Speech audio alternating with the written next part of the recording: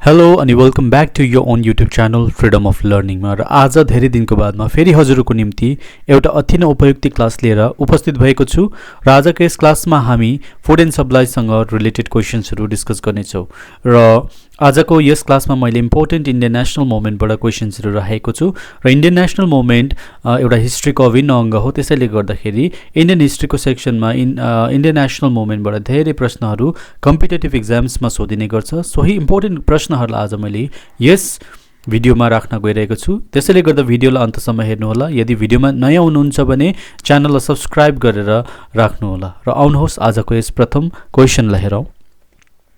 First question रहेको छ यहाँनिर, हु फाउन्डेड द मित्र मेला इन 1899? मित्र मेला 1899 मा कसले फर्म गर्यो भनेर यहाँ प्रश्न सोधिएको छ र अप्सन्स रहेको छ गान्धीजी, श्यामजी कृष्ण वर्मा, वीडी सावरकर र सुभाष चन्द्र बोस र यसको करेक्ट आन्सर हुन्छ तपाईको वीडी सावरकरले चाहिँ मित्र मेला फर्म गरेको थियो 1899 मा। नेक्स्ट क्वेशन रहेको छ, हु फाउन्डेड दि नवजवान भारत सभा?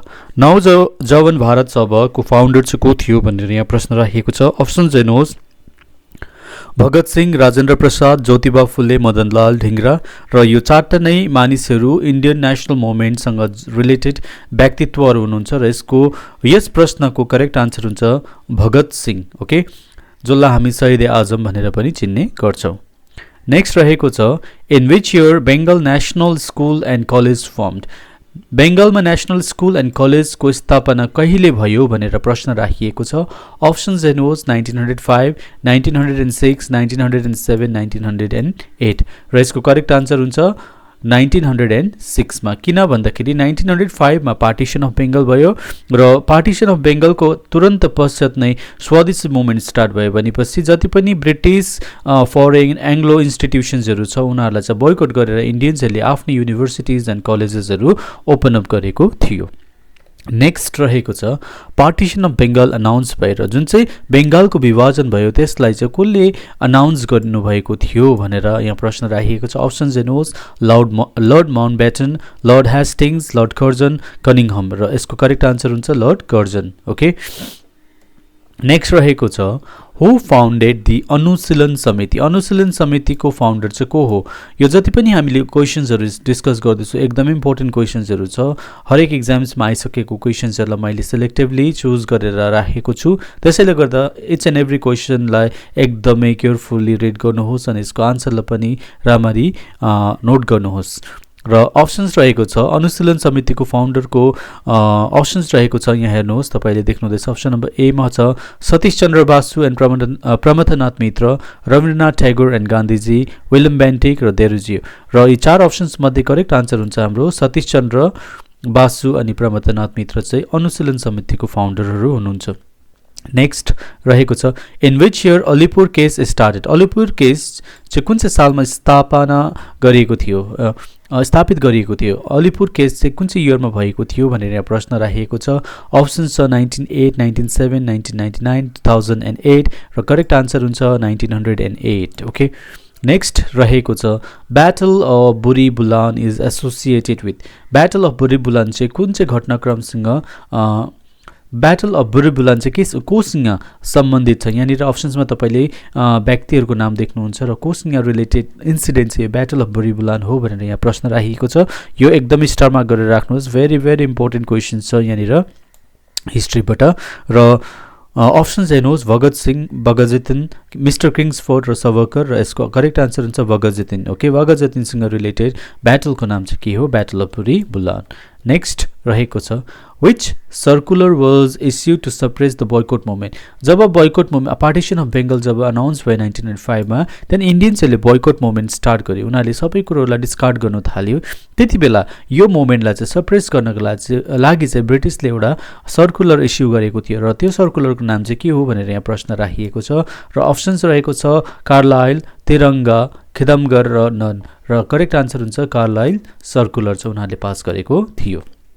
Next, partition of Bengal was implemented on? र पार्टिसन अफ बेङ्गल अनाउन्स त गरियो भनेर याद छ हामीलाई, तर कति बेला के हुन्छ, कहिले announce implement partition of Bengal announce गरेपछि चाहिँ इम्प्लिमेन्ट कुन चाहिँ दिन अनि इयरमा गरियो भनेर यहाँ प्रश्न राखिएको छ अप्सन्स हेर्नुहोस् 15 अक्टोबर 1905 16 अक्टोबर 1905 18 अक्टोबर 1906 अनि 1907 र करेक्ट आन्सर हुन्छ 16 अक्टोबर 1905 मा चाहिँ पार्टिसन अफ बेङ्गल अनाउन्स गरिएको थियो Who was the first Indian martyr in foreign र इन्डियालाई स्वतन्त्रता दिलाउनका लागि थुप्रै देशभक्तहरूले आफ्नो प्राणको आहुति दिनुभएको थियो है कतिले स्वदेशमा रहेर दिनुभयो भने त कतिले विदेशमा रहेर दिनुभयो है र फरेनमा यानी कि पराई सोइलमा ओके आफ्नो देशलाई छोडेर अन्य देशमा गएर पनि आफ्नो देश भारतको निम्ति फर्स्ट बलिदान दिनुहुने महान शहीदको नाम चाहिँ के हो हाम्रो देशको भनेर यहाँ प्रश्न राखिएको छ अप्सन्स हेर्नुहोस् तपाईले भगत सिंह मदनलाल ढिङ्ग्रा प्रफुल्ल चन्द्र र एस.सी. बोस र यसको करेक्ट हुन्छ first Indian martyr in foreign country is Madanlal Dhingra Madanlal ढिङ्ग्राले चाहिँ आफ्नो प्राण आफ्नो देशमा नभएर अन्य देशमा दिनुभएको थियो आफ्नो देशको उन्मुक्तिको लागि नेक्स्ट रहेको छ Komagata Maru incident took place in Komagata Maru incident चाहिँ कुन चाहिँ सालमा भएको थियो भनेर प्रश्न राखेको छ यसको आन्सर हुन्छ 1914 मा र कोमागातामारू इन्सिडेन्ट चाहिँ के हो भन्दाखेरि एउटा जापानिज सीमा इन्डियन्सहरूले चाहिँ आफ्नो देश छोडेर क्यानाडाको हुन्छ है र जब यो क्यानाडाको हर्बरमा पुग्छ तब क्यानेडियन फोर्सेसहरूले त्यहाँको ब्रिटिस ट्रुप्सहरूले के गर्दैन उनीहरूलाई त्यहाँनिर उत्रिने दिँदैन र यो सिपलाई फेरि रिटर्न फर्काएर पठाउँछ ओके र यो जर्नीमा थुप्रै मान्छेहरूले आफ्नो मृत्युको सामना पनि गर्नु परेको थियो त्यसैले गर्दा यो हिस्ट्रीमा एकदमै सिग्निफिकेन्ट इभेन्टको रूपमा हामी पढ्ने गर्छौँ र यो चाहिँ भएको थियो इन्सिडेन्ट भएको थियो 1914 मा next father of extremist nationalism in India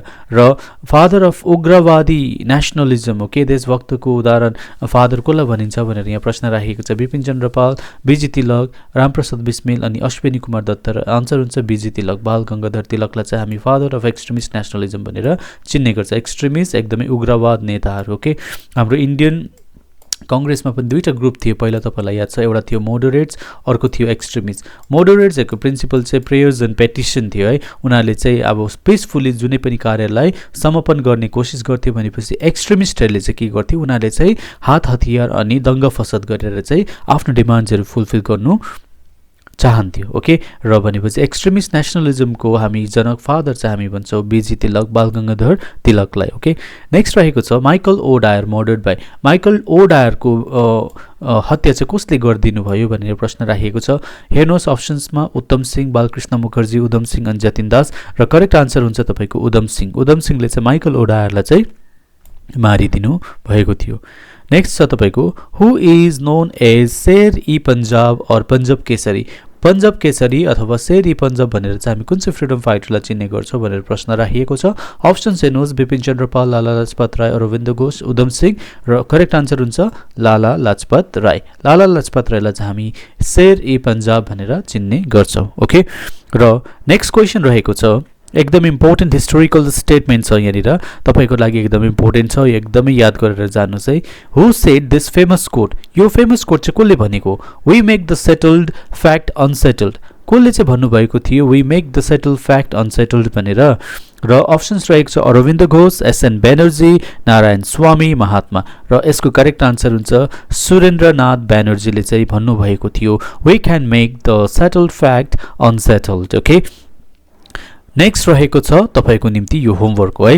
र तपाईले सुन्नु भएको छ हिस्ट्री तपाईले सानो दिनको पढ्नु भएको है र अफन हिस्ट्रीमा हामी के गर्छौं यो टर्मलाई युज गर्छौं हु इज नोन एज लाल बाल पाल इन इन्डियन नेशनल मुभमेन्टमा चाहिँ हामीले लाल बाल पाल भनेर कुन व्यक्तित्वहरुलाई चिन्ने गर्छौं यो तपाईले कमेन्ट बक्समा गएर चाहिँ यसको आन्सर दिनुपर्ने हुनेछ र आजको क्लास यही सम्म थियो आई होप तपाईहरुलाई यो फ्रुटफुल लाग्यो होला फ्रुटफुल लागेमा च्यानललाई अवश्य पनि सब्स्क्राइब गर्नुहोस् नयाँ हुनुहुन्छ भने अनि तपाईको सुझावहरु पनि कमेन्ट बक्समा गएर राख्नुहोस् र म जति सक्दो तपाईको निम्ति कन्टेन्ट लिएर आउने कोसिस गर्ने छु र आजलाई भने यही सम्म so keep on moving towards your dream keep on succeeding thank you so much